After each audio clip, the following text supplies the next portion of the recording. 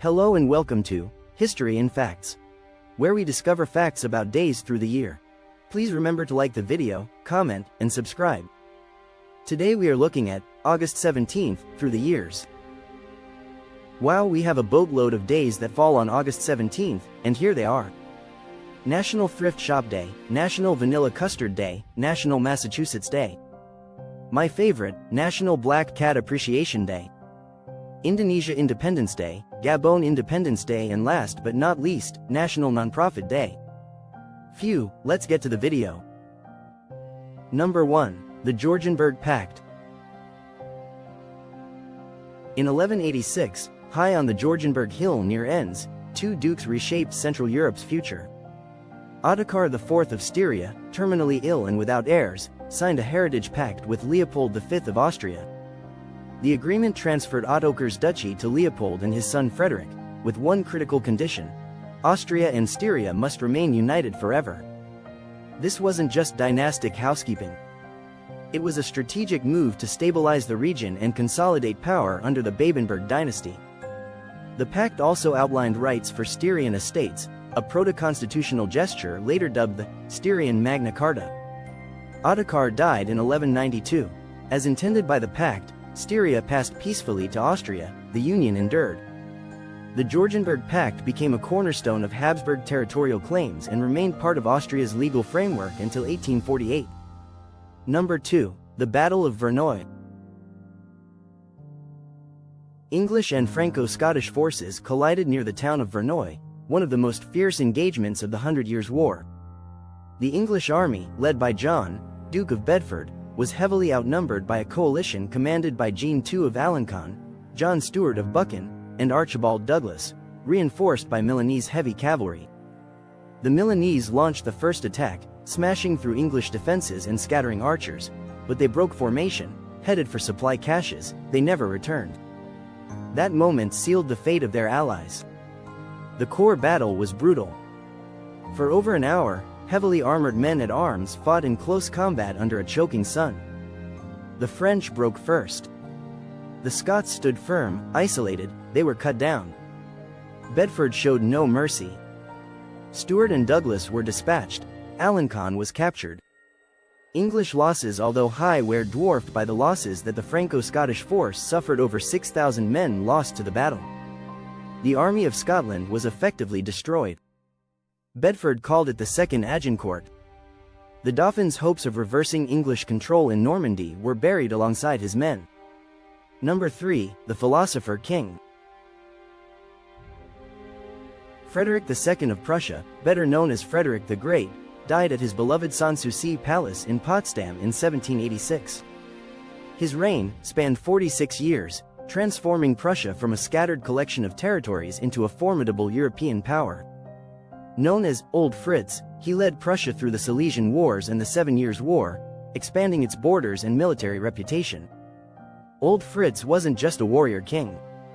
He was a patron of the Enlightenment and corresponded with Voltaire, reforming the judicial system and promoting religious tolerance. He modernized bureaucracy, welcomed immigrants, and famously declared that a ruler should be the first servant of the state.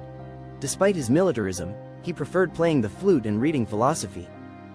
Frederick died childless and was succeeded by his nephew, Frederick William II.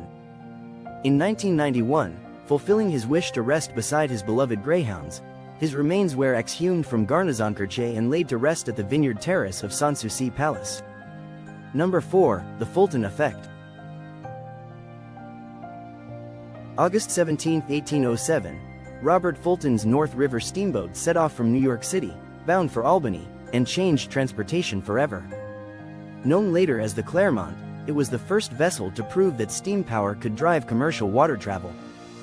The 142-foot boat, powered by a 19-horsepower engine built by Boulton and Watt, cruised up the Hudson River at nearly 5 miles per hour, overtaking sailboats like they were standing still.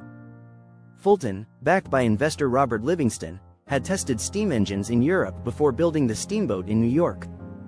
The vessel featured twin paddle wheels, a shallow draft, and cabins with 54 berths, a kitchen, and even a bar, unheard of luxuries for river travel.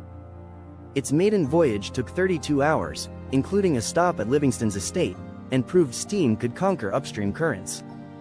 The impact was immediate. Scheduled service began weeks later, and by 1810, Fulton had launched multiple steamboats. His success sparked a boom in steam navigation, transforming trade, travel, and expansion across America's rivers. Number 5. The Davenport Spark.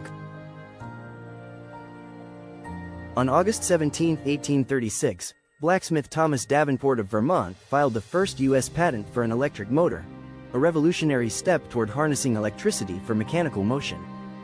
His design relied on Daniell cells, an early battery invented that same year. By converting direct current into continuous rotation using electromagnets and a commutator, Davenport laid the groundwork for practical electric machinery. Davenport wasn't starting from scratch. In the 1740s, electrostatic motors built by Andrew Gordon and Benjamin Franklin were intriguing but impractical. Things accelerated in the 1820s and 30s when Michael Faraday and Joseph Henry independently demonstrated electromagnetic rotation. Faraday's mercury ring experiment and Henry's powerful electromagnets each pushed electric motion closer to utility. Even before patenting his design, Davenport had used it to power a small electric train in 1834 and later adapted it to drive a printing press. Davenport's patent marked the moment electricity shifted from lab curiosity to a tool with industrial promise. Number 6. George's Animal Farm. On August 17, 1945, George Orwell's Animal Farm was published in the UK. It wasn't just a quirky fable, it was a biting allegory of the Russian Revolution.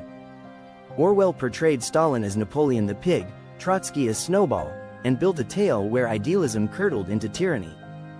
Completed in 1944, the book faced multiple rejections during wartime, when criticizing the Soviet Union was off limits.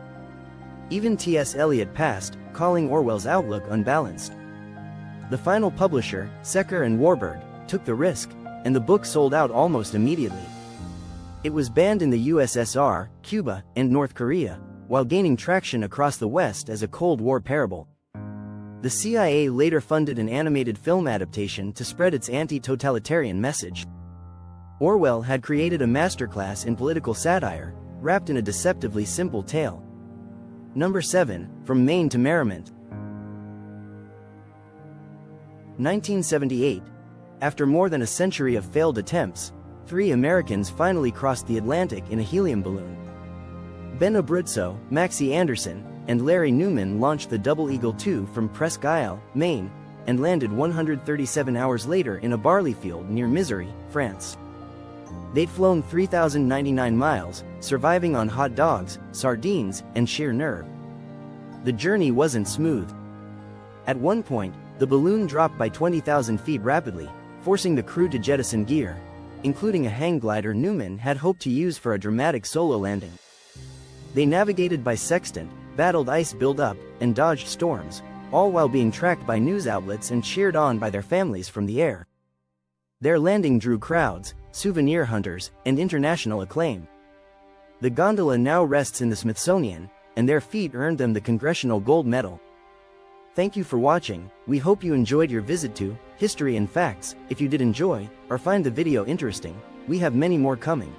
So please like, comment, and subscribe, to be notified when we release a new one.